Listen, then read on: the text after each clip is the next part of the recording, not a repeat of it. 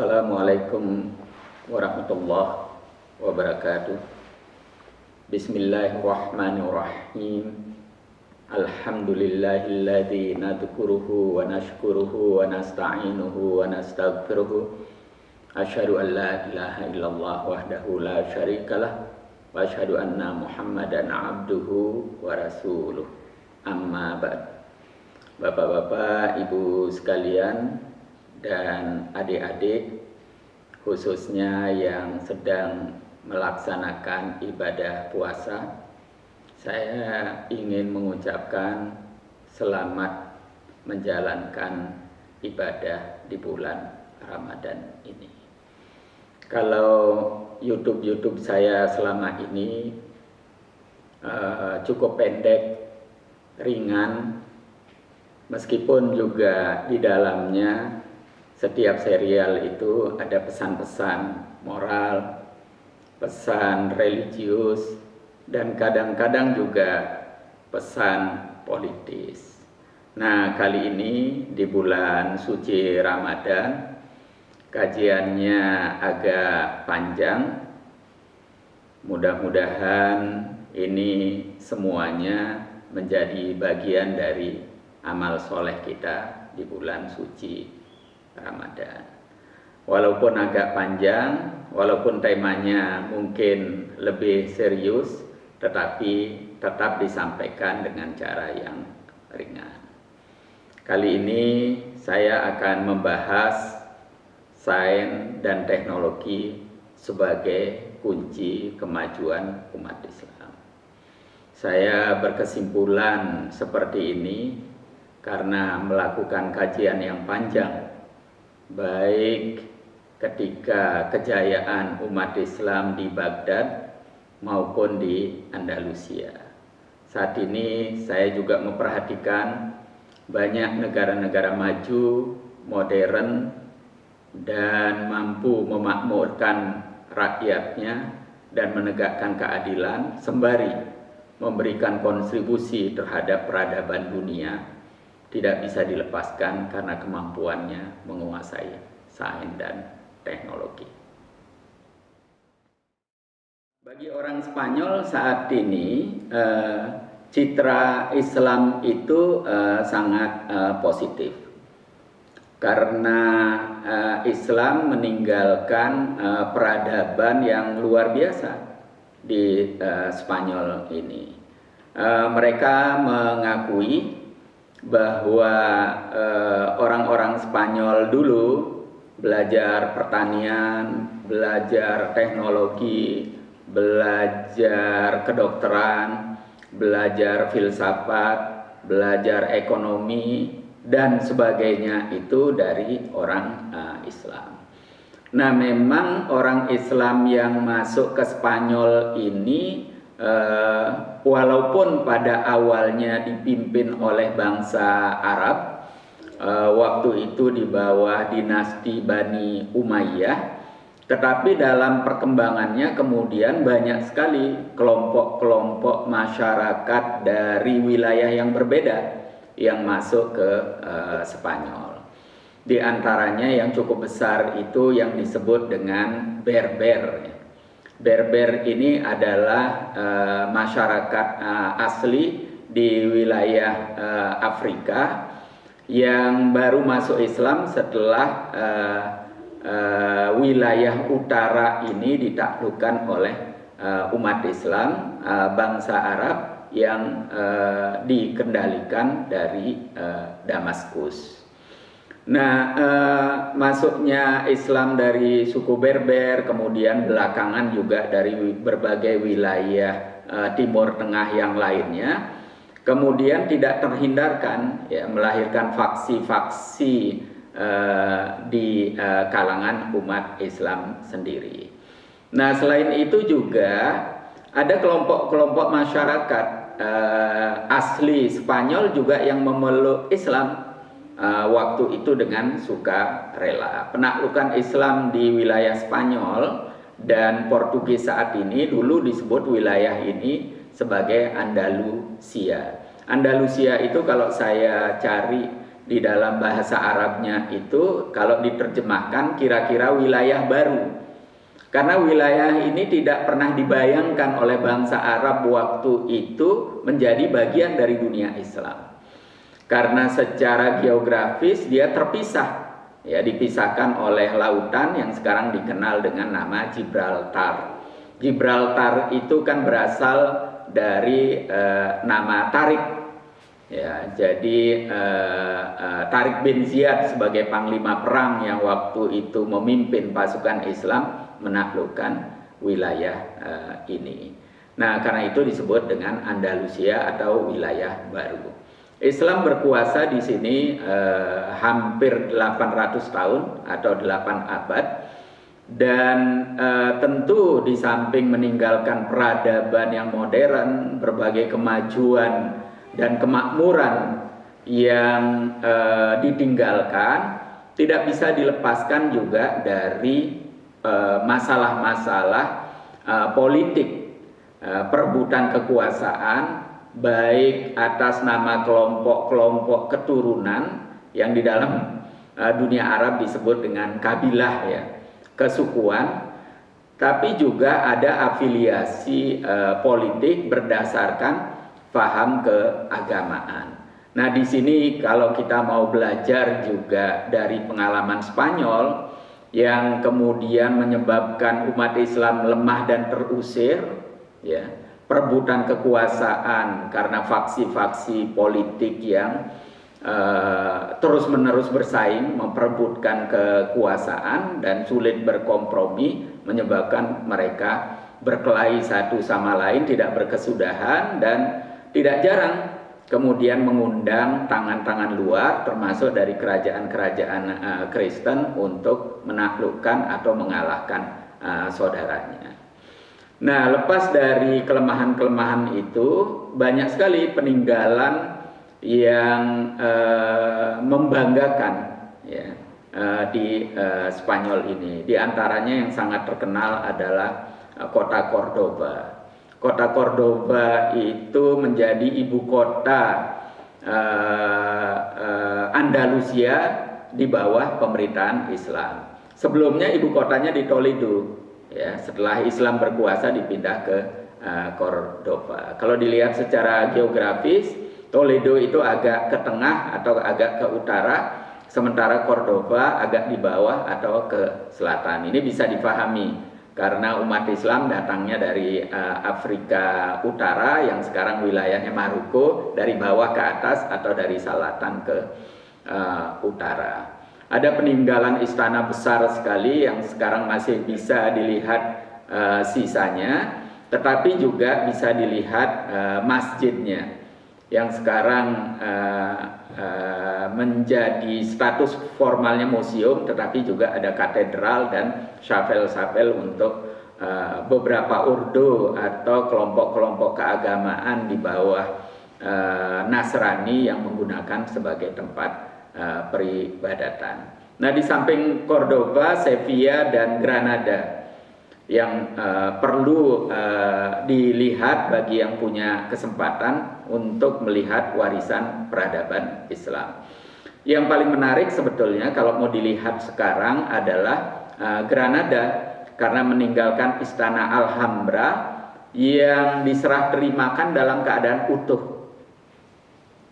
Nah, istana ini sangat indah, ya, baik dari sisi arsitektur bangunannya dan juga filosofinya. Nah, dari istana ini kemudian timbul teori arsitektur Islam. Apa arsitektur Islam kalau dibedakan dengan arsitektur Barat?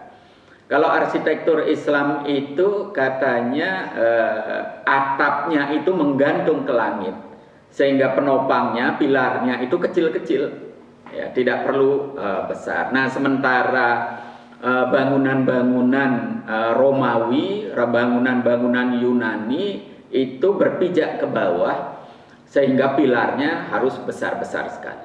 Tetapi setelah ribuan tahun, ternyata dua arsitektur ini sama tangguhnya, ya, sama kokohnya. karena tidak dimakan usia. Bahkan arsitektur Islam itu dinilai lebih unggul karena pilar-pilar yang kecil itu dilengkapi dengan berbagai lapisan-lapisan yang elastis sehingga dia tahan gempa. Kalau ada gempa goyang begitu, pilar-pilar ini ikut beradaptasi dengan gerakan-gerakan yang bergoyang itu. Nah, sampai sekarang arsitektur modern itu juga menggunakan teori seperti ini, bagaimana elastisitas penopang itu agar kalau ada goyangan atau gempa itu bangunan tidak retak, apalagi akan runtuh. Nah, memang Istana Alhambra ini sampai sekarang masih kontroversial karena para sejarawan, ya Barat maupun Timur, Islam maupun non-Islam itu melihat serah terima handover dari Boabdil itu raja terakhir Granada Islam ke Isabella yang menerima kunci pintunya didampingi suaminya Ferdinand itu dalam keadaan utuh. Nah, bagi umat Islam menangisi karena kenapa barang yang sangat indah berharga ini diserahkan begitu saja. Nah, sementara bagi umat Kristen ini adalah hadiah terbesar. Karena istana-istana yang lainnya itu tidak ada yang diserah terimakan secara utuh. Sebagian ya rusak dan sebagian juga dirusak karena berbagai alasan politis, kemudian juga perang dan sebagainya. Nah, kenapa Alhambra ini kemudian menjadi inspirasi yang disebut dengan arsitektur Islam? Karena memang filosofinya ketika membangun Alhambra ini arsiteknya itu terinspirasi bagaimana menurunkan surga ke bumi. Nah, kalau kita merujuk kepada Al-Quran, itu surga itu kan digambarkan air yang mengalir. Karena itu seluruh pojok bangunan ada air yang mengalir. Orang Barat mengerti air mancur dari sini, ya. Kemudian bagaimana air dialirkan ke dalam ruangan-ruangan dengan sistem yang sangat bagus. Nah, yang kedua juga taman-taman yang sangat indah-indah mendominasi setiap pojok.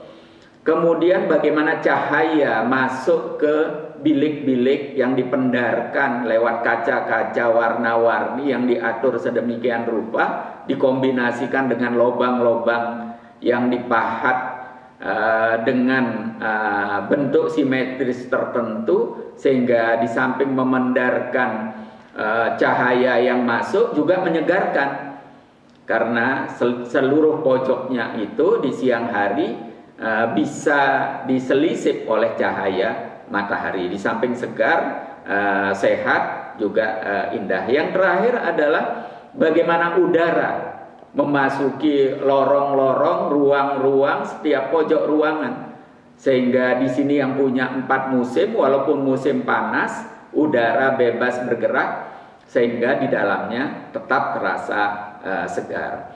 Nah, ini hal-hal yang fisik yang diwariskan oleh umat Islam. Nah, kenapa kadang-kadang walaupun dengan berat hati, dengan sedih ya, kita juga harus berterima kasih dengan Isabella. Sebagian besar narasi Islam di Andalusia ini menilai negatif Isabella ini. Tetapi juga kita bisa melihat warisan dari umat Islam Andalusia secara fisik karena Isabella merawat, tidak merusak bangunan yang diwariskan ini. Nah, sehingga sekarang sudah lebih dari 1000 tahun ya, atau hampir 1000 tahun kita masih bisa melihat warisan keindahan itu. Nah, ini tentu juga bisa menimbulkan kontroversi baru, tetapi untuk belajar dari sejarah saya kira semuanya harus dikatakan, apalagi bagi kita yang bergerak di perguruan tinggi harus rasional, ilmiah, objektif, ya, sehingga kemudian kita bisa mengambil pelajaran dari sana. Nah, kalau lihat masyarakat Spanyol saat ini, memang budayanya, selera makannya, seninya itu sangat diwarnai oleh Islam atau Arab. Karena mereka belajar musik dari Islam. Sekolah musik pertama itu di dunia itu didirikan di Baghdad. Kemudian di copy paste di Andalusia sini. Karena umat Islam tempo itu menggunakan bahasa Arab, sehingga mereka bisa saling berkomunikasi, mereka bisa saling mengirim dan menyalin buku waktu itu, dan bahkan bertukar cendekiawan pada saat itu. Nah, sekolah musik di kawasan Eropa pertama kali di Spanyol. Nah, sehingga orang-orang Eropa belajar musik di sini, ya, di Cordova dan beberapa kota yang lainnya. Nah, selain musik, ilmu kedokteran, ilmu sains, teknologi, sipil, arsitektur, dan juga ekonomi dan seterusnya. Jangan lupa Ibnu Khaldun yang dianggap bapak sosial bagi orang Eropa, dan juga beberapa menyebutnya sebagai tokoh ekonomi, tokoh sejarah, itu sempat hidup di sini, ya, walaupun lahir dibesarkan di Tunisia, dan beliau juga meninggal saat kembali ke Tunisia, tapi lama berkarya di Andalusia sini. Ibnu Rus, ya, bapak filosof. Kalau waktu itu filosofi itu juga termasuk ilmu hukum, ya, karena ilmu belum dibagi-bagi seperti sekarang. Jadi yang disebut filosof, ahli filsafat, juga ahli hukum, ya, dan juga ahli agama. Nah, begitu juga, ya, ilmu-ilmu yang lainnya. Karena itu Islam diakui menyumbangkan peradaban yang luar biasa. Dan pada waktu itu bangsa Barat, bangsa Eropa mengalami apa yang disebut masa kegelapan. Jadi Tariq bin Ziyad itu masuk ke sini melakukan pembebasan tahun 711 Masehi. Nah, sementara umat Islam terusir dari sini 1492 Masehi. Jadi belum Renaissance itu, baru awal-awal, ya. Puncaknya Renaissance itu kan abad ke-17 yang ditandai revolusi industri di Inggris dan revolusi sosial di Prancis, yang kemudian mengantarkan bangsa Barat itu ke masa kejayaannya, dan kemudian sampai mengalahkan umat Islam dan menaklukkan dunia dalam bentuk penjajahan. Kira-kira begitu. Dan sampai sekarang bangsa Barat memiliki keunggulannya tersendiri. Nah, menariknya adalah dari kajian saya, ya, karena mereka belajar dari umat Islam, kemudian mengembangkan apa yang mereka dapatkan, khususnya dalam sains dan teknologi, termasuk juga ilmu-ilmu ekonomi, sosial, dan seni. Karena itu di Spanyol ini kalau kita perhatikan, ya, orang Spanyol kan sangat terkenal dengan gitaris, ya. Dan kalau orang menyebut gitar Spanyol itu, ya, gitar seperti sekarang ini. Nah, itu sebetulnya modifikasi akhir-akhir beberapa ratus tahun terakhir. Sebelumnya gitar orang Spanyol itu menggunakan gitar orang Arab yang disebut oud itu, ya, gitar gendut itu. Kemudian dirampingkan, karena gitar gendut itu kan senarnya banyak sekali, susah dipelajari, dibuat lebih simpel, senarnya dikurangi, dibuat lebih ringan, dan kemudian dimodifikasi jadilah gitar Spanyol. Karena itu kalau kita memperhatikan irama-irama Spanyol itu dekat sekali dengan irama Timur Tengah. Di Madrid ini tidak banyak peninggalan Islam, sehingga tidak terlalu menjadi perhatian. Nah, peninggalan Islam yang banyak itu di provinsi yang sekarang disebut Andalusia. Perlu diketahui kalau dulu umat Islam menyebut Andalusia itu seluruh Spanyol, saat ini ditambah Portugal atau Portugis. Tapi sekarang nama Andalusia itu adalah nama provinsi di selatan yang menjadi basis utama pemerintahan Islam waktu itu. Nah, yang kedua perlu diketahui bahwa peradaban Islam sudah sangat tinggi waktu itu. Nah, sehingga semuanya tercatat dengan rapi. Tidak seperti peradaban Mesir yang harus memerlukan penggalian, perlu arkeolog secara khusus untuk menemukan peninggalan-peninggalan. Di Spanyol relatif tidak terlalu banyak, ya. Dan semuanya tercatat baik, sehingga mudah sekali untuk menemukan peninggalan-peninggalan itu. Nah, hanya saja memang karena proses peralihan dari Islam ke Kristen atau Katolik di sini itu kan proses perang berkepanjangan bertahun-tahun, sehingga kemudian kerusakan-kerusakan fisik itu tidak terhindarkan. Tapi sebetulnya yang lebih tragis bukan hanya antara Islam dengan Kristen yang menimbulkan kerusakan fisik, ya, tetapi yang lebih keras sebetulnya di antara umat Islam sendiri, khususnya antara kelompok Arab dengan non-Arab, dan non-Arabnya itu yang disebut dengan suku Berber yang berasal dari Afrika Utara. Karena suku ini kan suku padang pasir yang secara edukasi itu rata-rata rendah tapi jagoan perang, sehingga kemudian sangat mengandalkan kekuatan fisik dan tidak terhindarkan. Ya, kadang-kadang bangunan juga menjadi sasaran. Nah, yang menjadi upaya pemerintah Spanyol saat ini yang melibatkan ahli arkeologi untuk menemukan peninggalan-peninggalan Islam justru di sekitar Cordova. Karena di sekitar Cordova itu banyak sekali bangunan-bangunan bersejarah indah yang dirusak oleh suku Berber, ya.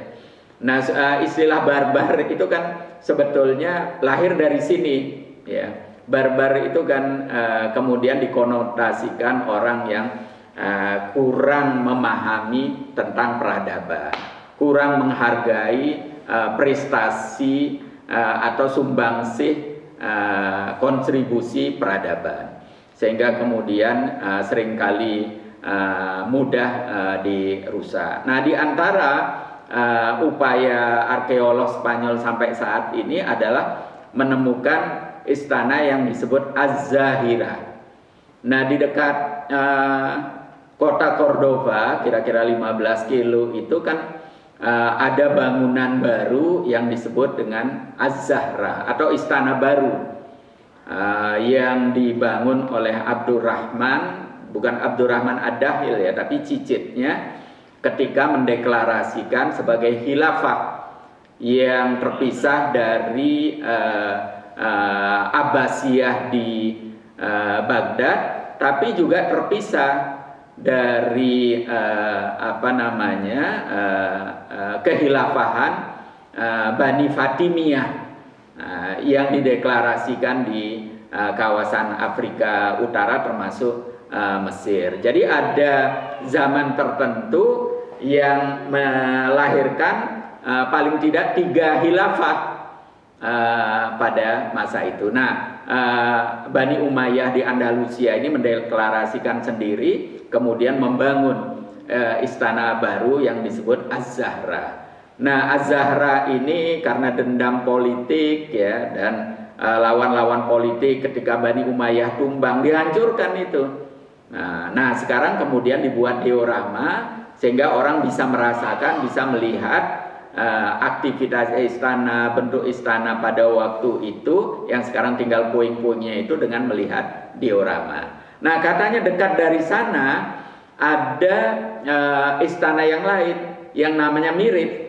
Kalau yang ini namanya Az-Zahra, ini namanya Az-Zahira, gitu. Jadi akar katanya di dalam bahasa Arab itu sama atau serupa, tapi istananya beda. Nah, kalau Az-Zahra dibangun oleh Bani Umayyah, Az-Zahira ini dibangun oleh Muhammad Al-Mansur, yang waktu itu mengendalikan istana, tapi dia tidak punya legitimasi politik karena dia bukan berdarah Bani Umayyah, bukan keturunan Bani Umayyah. Nah, kebetulan dia menjadi pengasuh atau penanggung jawab khalifah yang waktu itu masih berumur antara 12 sampai 14 tahun, sehingga dia diangkat menjadi walinya.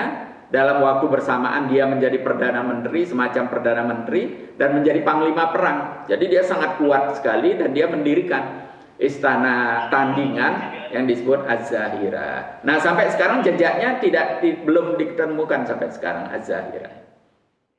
Yang relevan karena tadi disinggung masalah istilah Muris ya, atau juga disebut dengan Mur, kemudian ketika sampai ke Filipina menjadi Moro. Ini adalah istilah untuk menunjukkan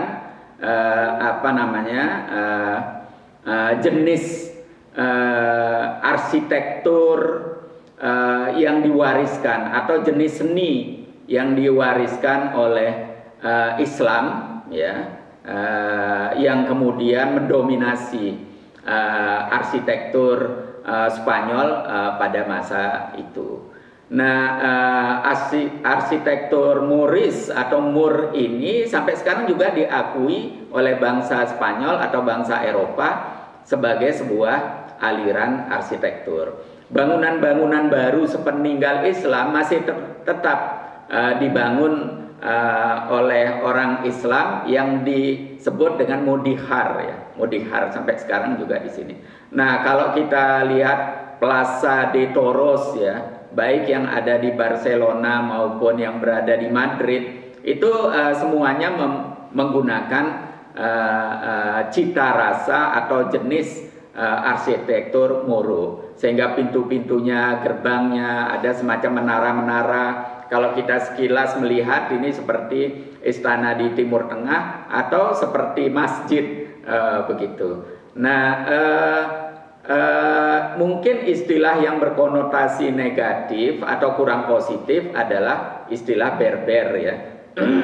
Walaupun Tariq bin Ziyad itu adalah dari suku Berber, tetapi kebanyakan ketika menjadi kelompok politik yang tadi disebutkan seperti Al-Murabitun dan Al-Muwahidun, itu kan sebetulnya dua kali melakukan invasi ke Andalusia, Spanyol waktu itu, untuk memberikan bantuan karena taifah-taifah ini berkelahi terus sehingga mereka menjadi lemah. Ketika mereka merasa terancam oleh kekuatan Kristen, mereka mengundang Al-Murabitun pada periode tertentu yang berkuasa di Maroko, kemudian pada periode yang lain Al-Muwahidun. Nah, dua-duanya ini berbasis kepada suku Berber, dan mereka punya keunggulan di dalam medan perang, tapi tidak punya kemampuan mengelola negara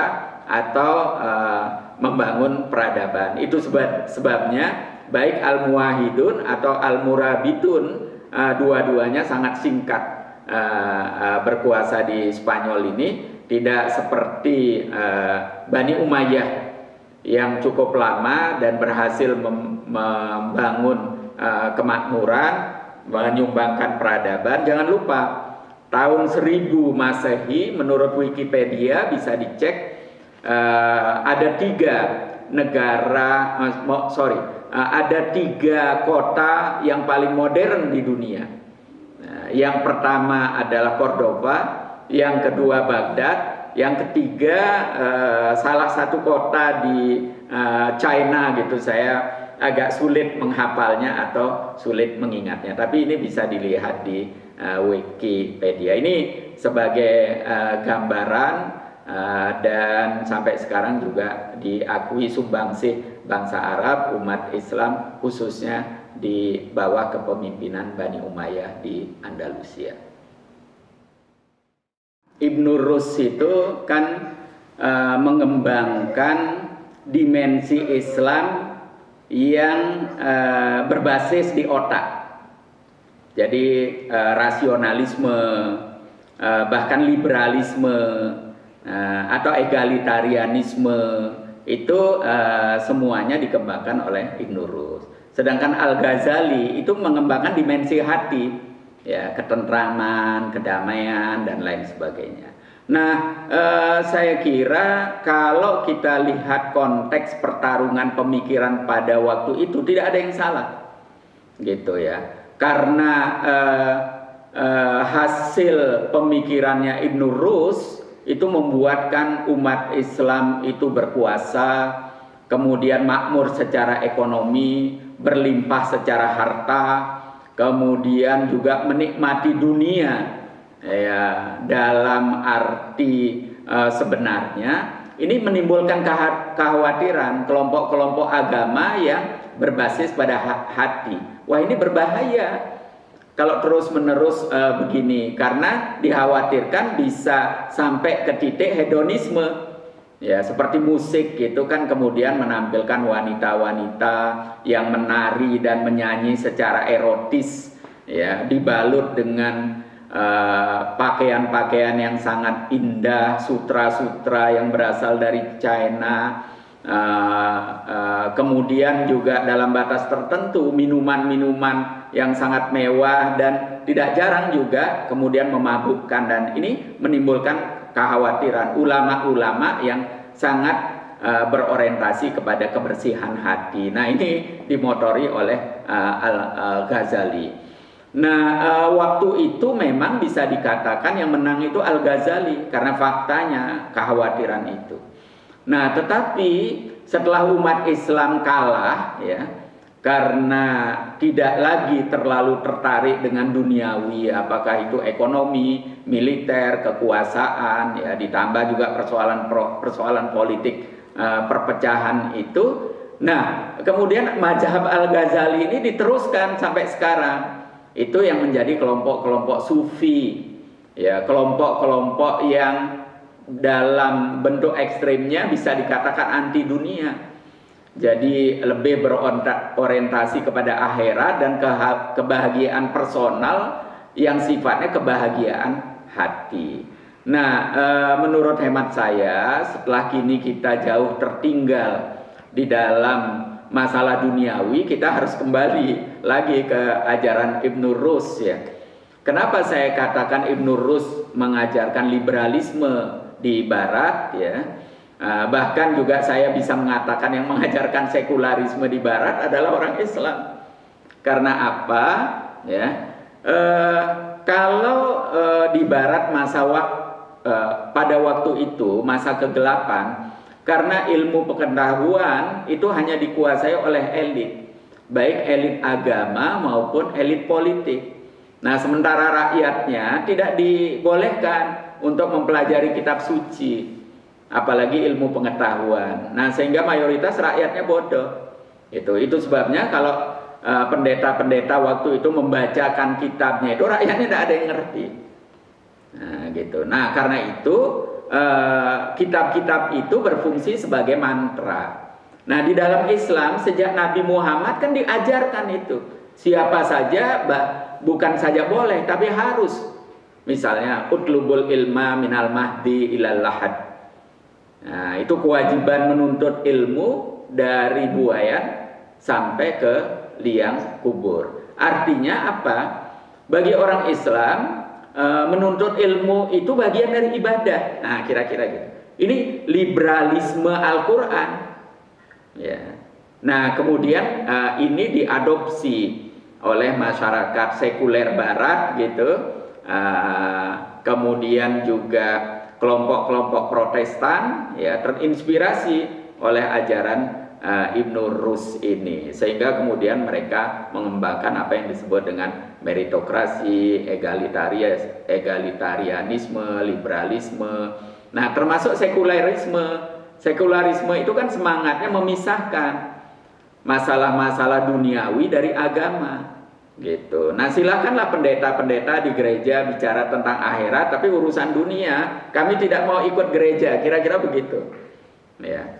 Karena konsekuensi dari sikap gereja pada waktu itu. Nah, ini sebenarnya atau semestinya tidak terjadi di dunia Islam. Tapi kan orang Islam kemudian latah ikut-ikutan, ya, karena ada inferioritas kompleks, ya, dan tidak mengerti historis, ya, bagaimana sekularisme lahir di Barat, kemudian muncul kelompok-kelompok sekuler di timur di dunia Islam. Ini kan sebetulnya karena mereka tidak paham sejarah saja. Karena itu saya sampai saat ini masih mengikuti tesisnya Jamaluddin Al-Afghani ketika pertama kali menginjakkan kakinya di kota Paris pada akhir abad ke-20. Dia mengatakan orang Barat itu maju karena meninggalkan agamanya, sementara orang Islam tertinggal karena meninggalkan agamanya. Nah, mungkin ini juga bisa menjelaskan lebih lanjut tesis Jamaluddin Al-Afghani itu.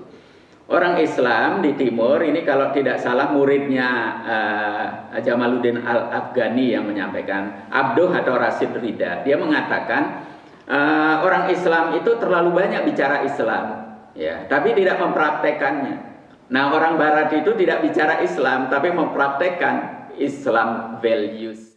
Secara umum sejak Spanyol ini bebas dari otoritarianisme dan menjadi negara demokratis tahun 1970-an, begitu, Spanyol membuka pintu bagi para imigran, apapun agamanya, apapun sukunya, sepanjang kedatangannya itu membawa kebaikan bersama, kira-kira begitu. Sampai sekarang penduduk Spanyol kan sekitar 40 jutaan, dan itu juga rata-rata orang Spanyol punya anak 1 maksimal 2. Bahkan banyak yang tidak mau menikah, dan yang sudah menikah juga tidak ingin punya anak. Nah, karena itu juga masalah jumlah penduduk menjadi penting, ya. Nah, hanya saja memang fenomena masyarakat Barat secara umum, termasuk Spanyol ini, itu kan menganut faham demokrasi dan menghormati HAM. Nah, di samping itu juga masalah agama dianggap masalah pribadi atau maksimal masalah kelompok. Nah, karena itu sepanjang kelompok-kelompok agama ini tidak menimbulkan kekacauan, tidak menimbulkan gangguan kepada kelompok lain, apapun agamanya, apakah Islam atau Yahudi, itu welcome. Apalagi kalau datang itu urusan bisnis yang menguntungkan kedua belah pihak, apakah itu trading, pariwisata, dan sebagainya, itu pemerintah Spanyol maupun masyarakat Spanyol sangat welcome. Nah, karena itu dalam kesempatan ini juga saya mengajak, mari kita kembangkan Islam wasatiyah, Islam yang rahmatan lil alamin, ya, membawa kebaikan bagi bukan saja orang Islam tetapi juga non Muslim, ya, apapun sukunya dan agamanya. Karena begitulah sejatinya ajaran Islam kalau kita merujuk kepada Rasulullah Sallallahu Alaihi Wasallam. Nah, yang lain perlu saya ingatkan, sekarang formulanya itu kan win-win, ya. Tidak win-lose seperti masa lalu.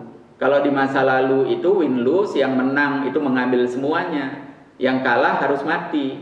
Ini tidak peduli Islam dengan non-Islam pertarungan ini. Tetapi kepada saudara sendiri juga terjadi seperti itu ketika mewariskan kerajaan ayahnya. Bertarung di antara anak itu, yang menang berkuasa, yang kalah dibunuh. Ya, kalau diasingkan itu sudah hebat itu. Nah, bahkan tidak jarang anak yang tidak sabar menanti warisan kekuasaan dari ayahnya dibunuh. Atau ayah yang melihat ada potensi memberontak anaknya yang dibunuh, gitu. Nah, itu fenomena win-lose ya. Nah, sekarang kan win-win ya. Jadi peradaban perebutan kekuasaan itu tidak lagi pakai pedang, tapi pakai pemilu ya. Pertarungannya di kotak suara.